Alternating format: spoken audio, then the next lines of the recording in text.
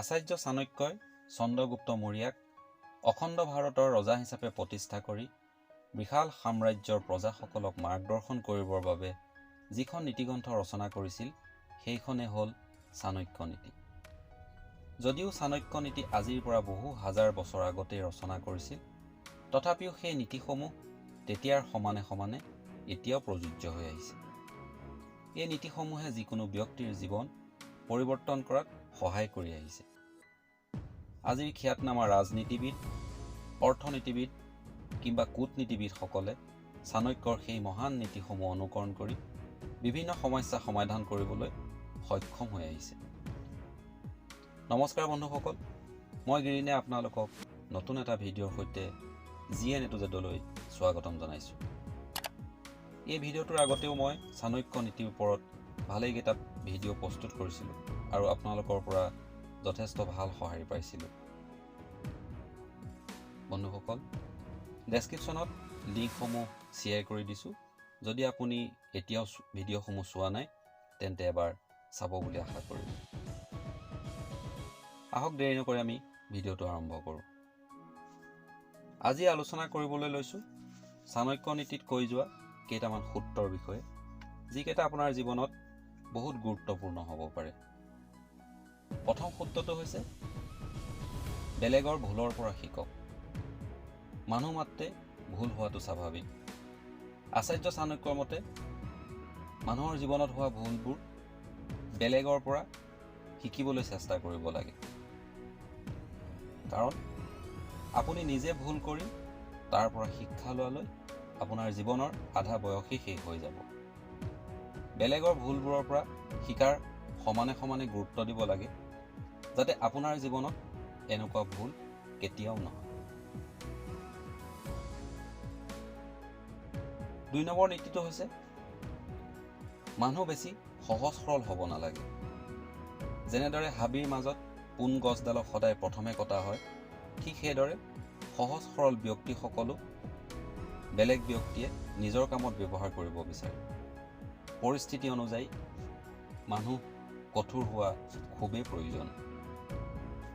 যিসকল ব্যক্তিয়ে কথা বেছিকৈ ক'ব পাৰে, তেনে ব্যক্তিয়ে সমাজত সঁচা মিছা কথা কৈ আগস্থান ল'বলৈ সক্ষম হয়, আৰু তেনে মানুহে সহজ সৰল ব্যক্তিক সহজতে ব্যৱহাৰ কৰে।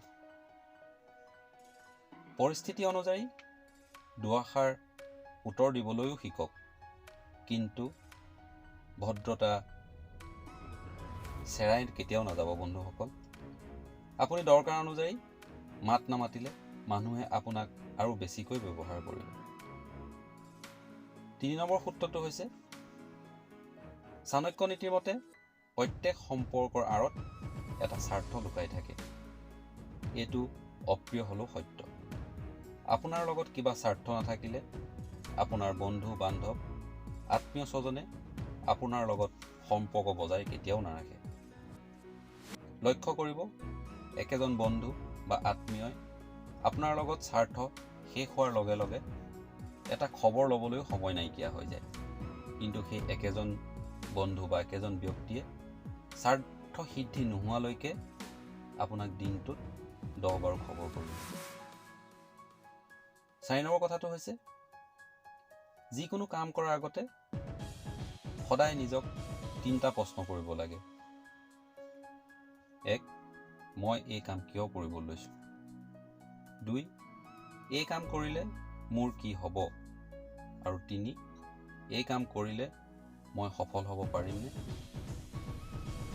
এইকেইটা কথাই আপোনাৰ মনত সন্দেহৰ সৃষ্টি কৰিব পাৰে, কিন্তু আপোনাক কিবা এটা কামত পৰাজয় হোৱাৰ পৰাও বচাই দিব। চাণক্যৰ মতে আপুনি এটা কাম কৰিবলৈ সেই কামটো কৰাৰ কাৰণ থাকিব লাগিব। কামটো কিয় কৰিব লৈছে? যদি নিৰ্দিষ্ট এটা কাৰণ থাকে, সেই কামটো আন্তৰিকতাৰে কৰিবলৈ মনত শক্তি পাব। এই কামটো কৰিলে মোৰ কি হ'ব? যদি আপুনি মনত ভাবি লয় যে মই কামটো কৰিলে ভালেই হ'ব, তেন্তে আপুনি তাৰ ফলাফল ভালেই পাব। 3 নম্বৰ কথাটো কৈছিলে যে মই সফল হ'ব পাৰিমনে? যদি কাম এটা কৰাৰ আগতে মনত সংকল্প লয় যে মই এই কামটো সফল হ'বলৈ কৰিম, আপুনি 100% সফল হ'ব পাৰিব। 5 নম্বৰ নীতিটো হৈছে ভয়ক কেতিয়াও কাষ চাপিবলৈ নিদিব। ভয়ৰ বাবে কিবা কামৰ পৰা পিছুৱাই নাহিব বা কামটো আধাখনীয়াও নকৰিব। জীৱন যুদ্ধত জয়ী হ'বলৈ হ'লে সকলো পৰিস্থিতিৰ সন্মুখীন হ'ব লাগিব। সকলো পৰিস্থিতিৰ সন্মুখীন হ'বলৈ ভয়ক দমন কৰিব লাগিব। বেছি গুৰুত্ব দিলে সমস্যাবোৰ ডাঙৰ যেন লাগিব। যদি সাহসেৰে যুঁজ দিয়ে তেতিয়া আপুনি সফল হ'ব পাৰিব। 6 নম্বৰ নীতিটো হৈছে কাম কৰক, ফলাফল আশা নকৰিব। কাম এটা নকৰাকৈ কেৱল চিন্তা কৰি থাকিলে ফলাফল কি আহিব আপুনি কেনেকৈ গম পাব? কামটো নিপুণতাৰে সঠিকভাৱে একাগ্ৰতাৰে কৰিলেহে আপুনি কামটোৰ পৰা ভাল ফলাফল পাব। যি কামেই নকৰক কিয় নিষ্ঠা সহকাৰে কৰিবলৈ চেষ্টা কৰক। প্ৰত্যেকটো কামতেই যে আপুনি সফল হ'ব তেনেকুৱা নহয়। কেতিয়াবা সকলো কাম সঠিকভাৱে কৰিলেও আমি সফল হ'ব নোৱাৰোঁ। সেইবুলি কেতিয়াও মনটো পেলাই দিব নালাগে আৰু ৰৈ যোৱা ভুলবোৰ শুধৰাই আকৌ এবাৰ চেষ্টা কৰিব লাগে, যাতে আমি কামটো আৰু নিপুণতাৰে কৰিব পাৰোঁ। আৰু এনেদৰে আমি চেষ্টা কৰিলে এদিন নিশ্চয় সফল হ'ব পাৰিম। কেৱল আপোনাৰ কৰণীয় কামবোৰ কৰি যাওক।